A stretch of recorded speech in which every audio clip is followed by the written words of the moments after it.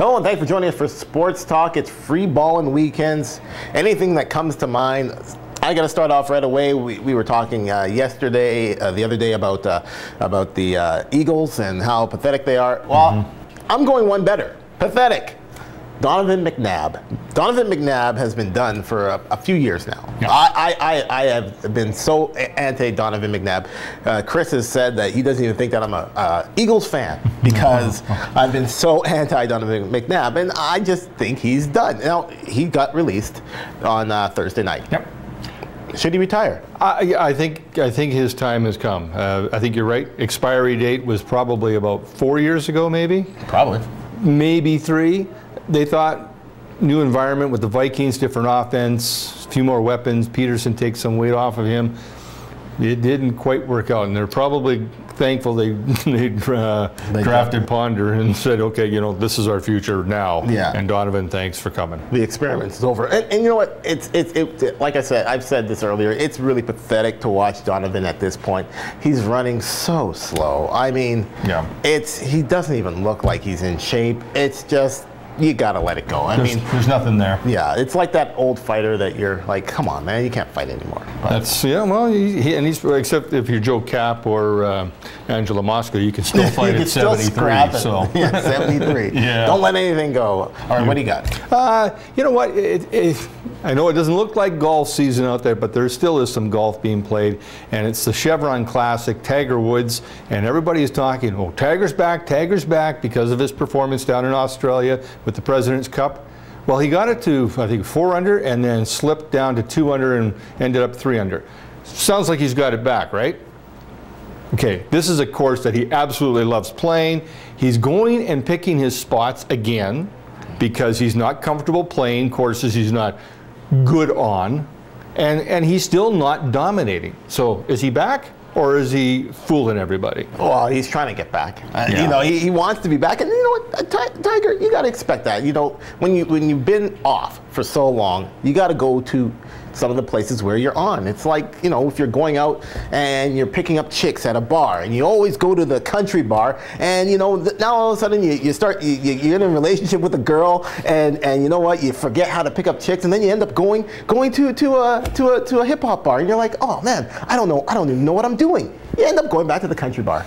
Is this a coincidence that you're using that analogy for Tiger? It was a coincidence, actually. I never even thought of it. I just, you know, it's just free balling. I don't know what I'm going to say. Okay, but that was a coincidence. Well, I just think you said, well, he's back, or he's trying to come back. He's been trying it for over 2 years. The man hasn't won a thing in 2 years. The most dominant golfer on the planet hasn't won in 2 years. You know, it was interesting though. I mean, I find that it seems like the worse the conditions.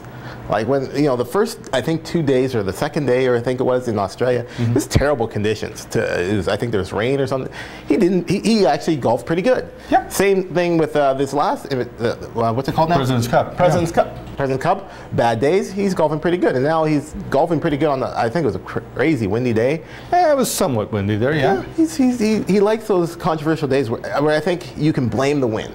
Takes the pressure off. I could blame the wind, I could blame the rain. But now when, you know, on a sunny day, that's when he has to step up, because everybody's got the sunny days. They're like, oh, geez. I guess we'll wait and see if he's actually back, or if it's a downhill slide into Donovan McNabb territory for Tiger Woods. I don't know. Yeah, it'd be too early for me if you ask me. Now, weird question. You once were, or still are refereeing? Are you ref? I used to, yeah. Used to ref. All right. Refereeing in the NHL, they never have the same reffing squad at the next game. So if you ref in San Jose, the next night you go to LA, but the whole crew that was in San Jose goes to Phoenix. Why is it they don't move them to the exact same place, save on travel costs and all that?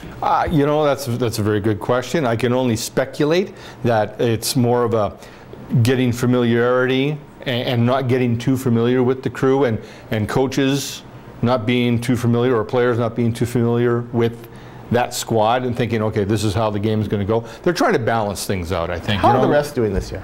How are they doing this year? Yeah, this is a question we never asked. But how are the refs doing this year? Are they calling the hitting from behind? Are they calling the high sticking? Oh, you can't really miss the high sticking. But are they making the calls that they're supposed to? The shots to the head. Are they making the right calls on these things? You know, in the NHL. In the NHL. it's a tough act because a lot of NHL referees will probably tell you that they don't want to be the show. And so if Sidney Crosby is to take some guy into the boards from behind, and it, you know, in any other level of hockey, the arm's going up and it's 5 in a game for hitting, they'll give 2-minute boarding penalty. Boarding. And it just sends the wrong message to all the minor leagues underneath that, going, well, they're not calling it, well, why should we call it? The head shots, they are starting to, they're really cracking down on those. Yeah. But again, it's, you know, if it's the star player, there's still some kind of bias going there. Maybe I'm reading it wrong, but that's how it's appearing to me. That's one of my biggest beefs is actually the boarding, the hitting from behind. A lot of times that gets let go. A lot of times it's only 2 minutes. I think that should be 5 minutes. I don't know if it's an automatic game, but I think it should be a 5-minute penalty. It stops people from doing the hits from behind and stuff like that. So I personally think that that's where they should be going with that. Well, it's, you know, Board of Governors, the owners, you can say what you want, but I'm sure that at some point they're saying to the officials, you know what, you're not kicking our stars out of the game because we've got 15,000, 18,000 people paying good money to see those guys play, not to see you throw them out of the game for a penalty. Their job is officiating, not to be the star, but they become the star if they don't make the call, right?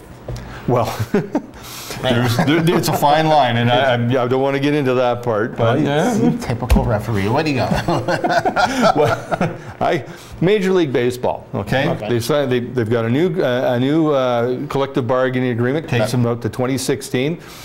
That's how it's done in basketball. No problems. No problems. With what they've done, and things are going straight ahead, you think? I think so. I think it's good on Major League Baseball. It looks like they're gonna do everything right, sign the papers, and get everything done. I like it. I like the idea that Major League Baseball is gonna be back. I've lost my mojo for Major League Baseball, but that was because of I don't know, something happened. I think in the early 2000s where I was like, nah, I don't care.